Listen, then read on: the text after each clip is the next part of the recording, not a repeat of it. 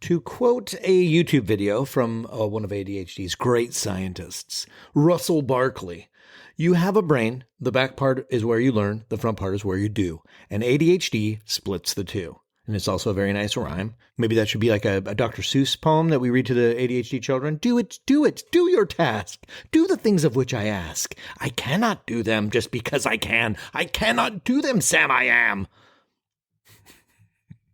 This month, we're all about productivity. Let's get into it.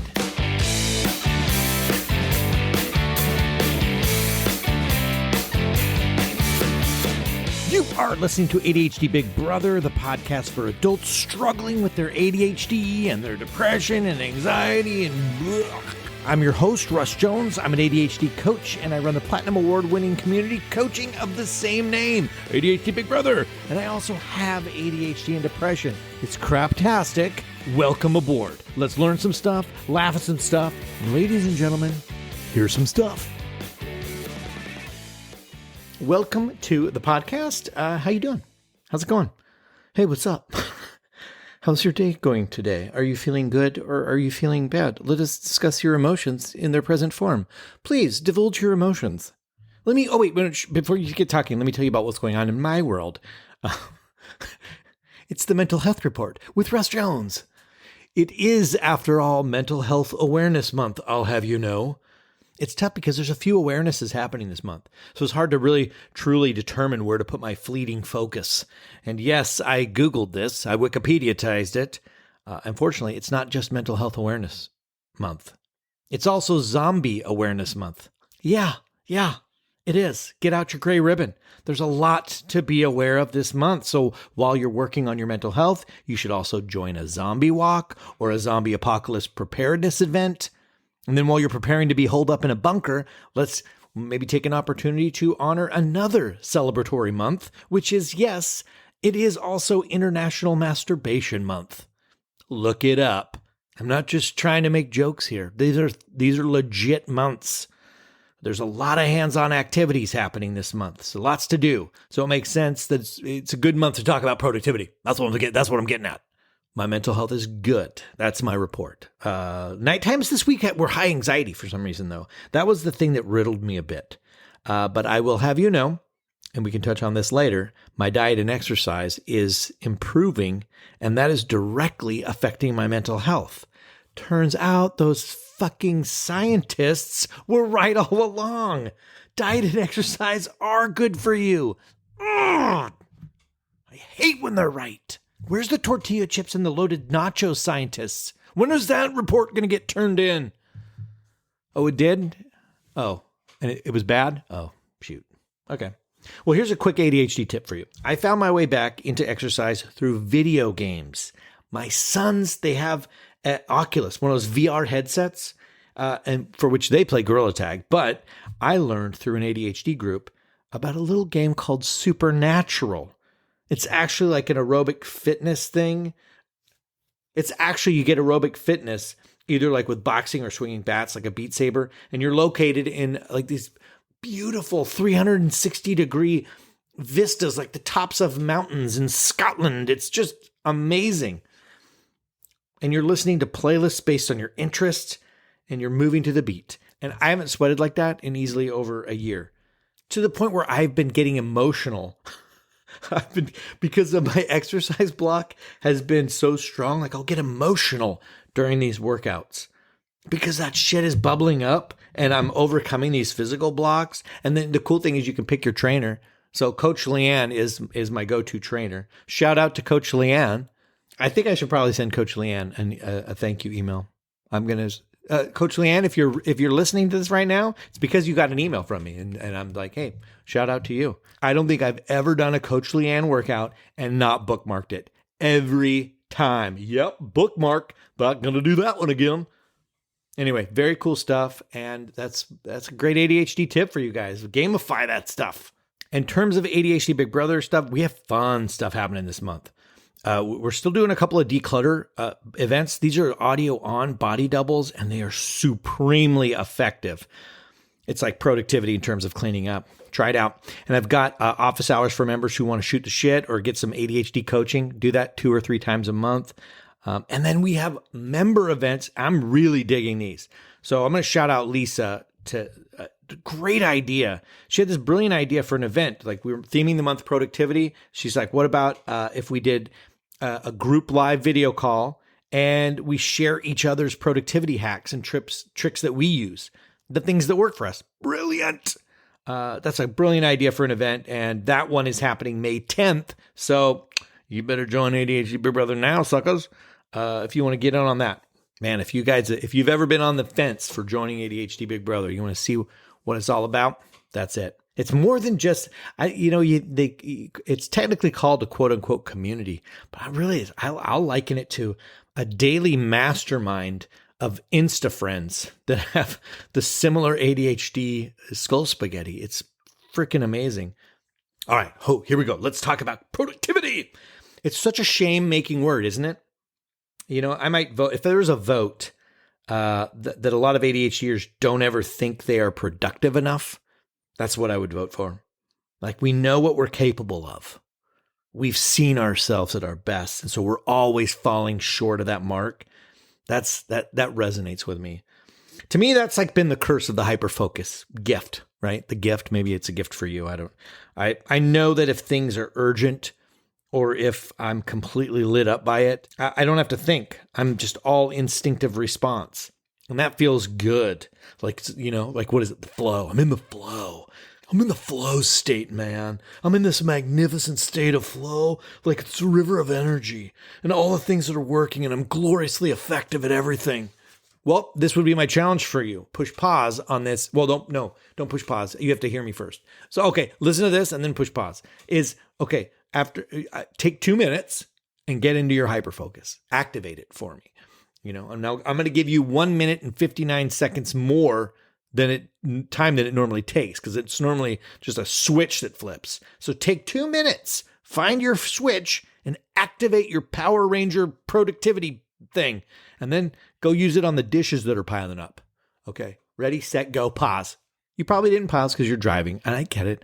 I'm just being a smartass anyway. So when I think of productivity for adults with ADHD, I don't factor in hyperfocus, and I don't factor in working out some trick to make the shitty things in life hyperfocusy. I think we've all had enough fun feeling like failures and not being able to successfully operate our superpower. So that kind of a failure situation, I'm not up for that. We don't need it. If anything, we need like time management help to help us oversee our hyperfocus. Here's another tip for you.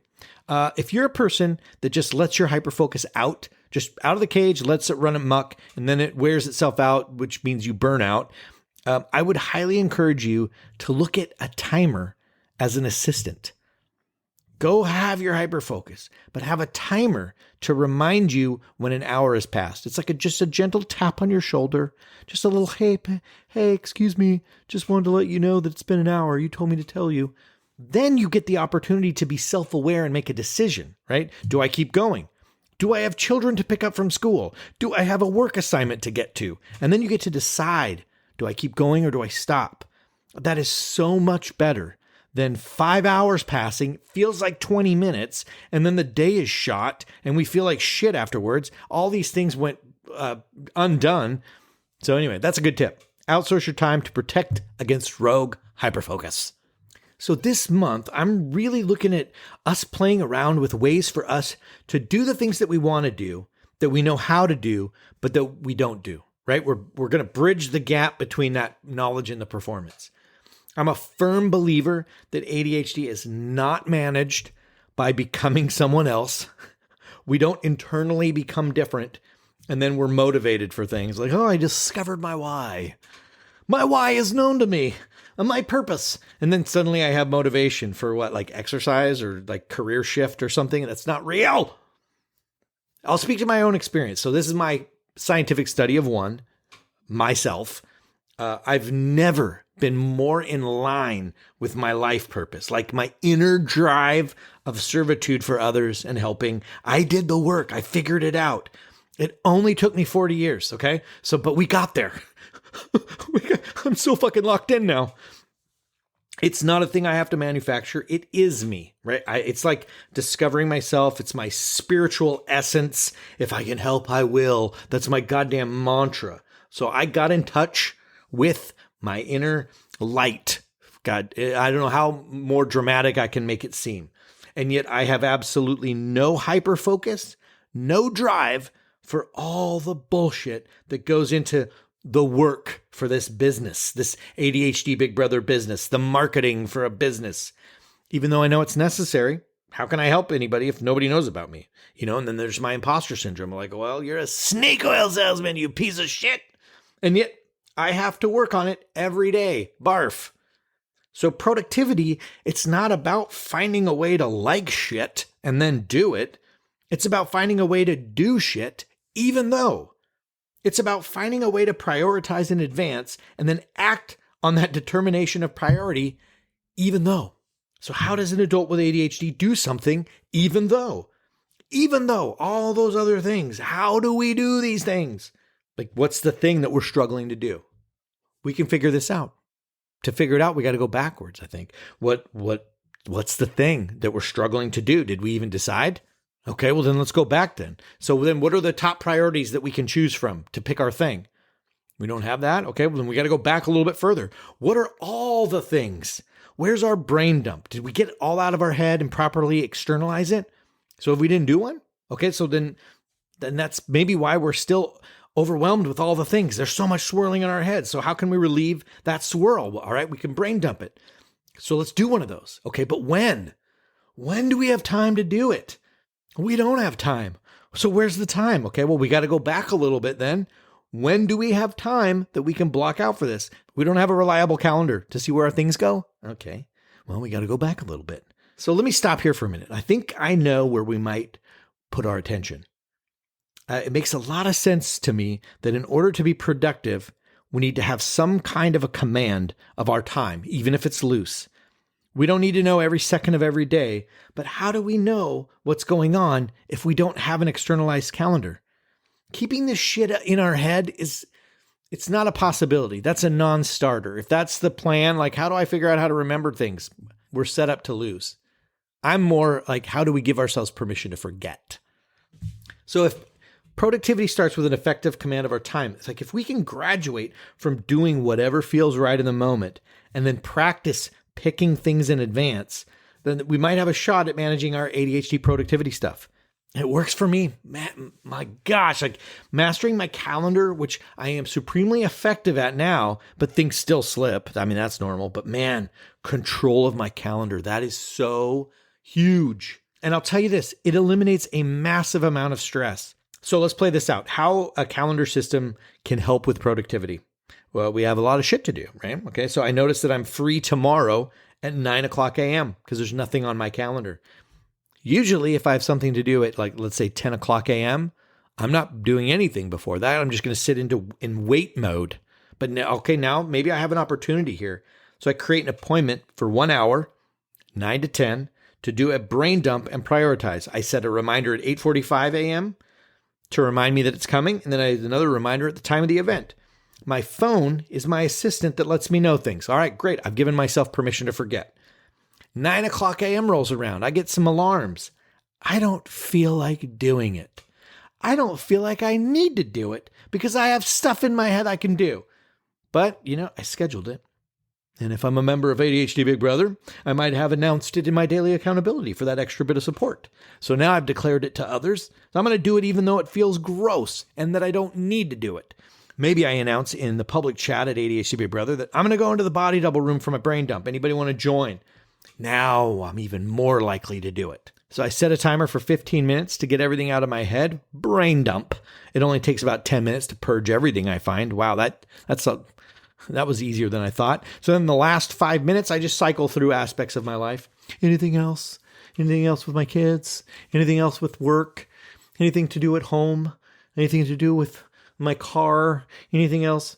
And then at 15 minutes, I have a shitload of garbage written down. I set another timer for 20 minutes to look at it, to group things, to prioritize them. Maybe I use an Eisenhower matrix. Maybe I use Skye Watterson's prioritization filter. Let me put the link to her in the show notes. That's amazing. So now we're done, and it takes surprisingly less than 20 minutes. Then I decide what my top 3 priorities are for the week, maybe. What are the 3 things I want to get done this week? So I set a timer for 15 minutes. I look at my calendar, and I schedule when I will work on those things. We schedule things that don't need specific time schedules. This eliminates the whole, I'm going to get that done this week at some point. Yeah. Sometime this week I'm going to do that. No, you're not. I already know you're not. That's not really a real thing for an adult with ADHD. Unless you get lucky, okay, I'll give you the luck factor. I'm also a fan of setting specific lengths of time to work on things. Not when I do this thing, I'm going to do it until it's done. We're time blind. We might think it'll take 3 hours. It takes 15 minutes. Or we might think it'll take 10 minutes and it takes 2 weeks. Having our assistant with us, aka our timer, we can put in work sessions, time toward a thing.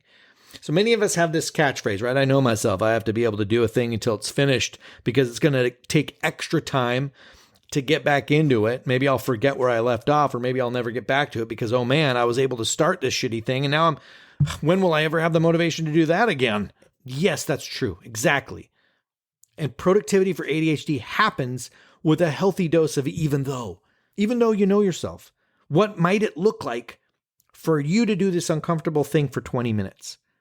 Or 10 minutes if that's too much to bear, even though it'll take you 10 minutes to get back into it later, and that feels inefficient. What might it look like to do that anyway? The goal of our ADHD productivity this month, or on my show, in this motherfucking house, is practicing the art form of honoring our schedules and experiencing the discomfort in small, manageable bursts. That's how we get good old-fashioned change. We got to change some shit. And that's how having a calendar and commanding our time helps. In this scenario, we spent a 60-minute window of time. And I did get the calculator and did this math. That means that 60 minutes in our 10,080-minute week. But let's be real. So let's say we're getting good sleep. Let's 7 hours of sleep a night. So we'll round it down. So now we have 7,000 minutes awake in the week. But also let's call it like it is. We got work, we got family and kids and errands, we got personal stuff, we got working out, the meal planning we wanted to do, half the finished hobbies to finish up, that stuff to sell, but it has to be cleaned up first. So there's that. Spouse keeps reminding us of all the things that we promised to do, but we never scheduled, so that we're in that perpetual, oh yeah, that's right. Oh yeah, I'll get to that. So, and then there's our downtime. What about us time? Self-care. Okay, so now with all that said, we have negative 5,000 minutes per week. So we don't have time. And that's the point of the calendar. If we have a calendar with reminders and the skill set to honor a thing at the time we said, because we've practiced, not because we became different people, we've used body doubling, we've used accountability groups, and the ability to work toward a thing without it needing to be finished, because we have the skill set to schedule it and work toward it. Why then, my friend, we have become productivity gods. And everybody around us is going to wonder, where did all those unfinished projects go? Did they get done?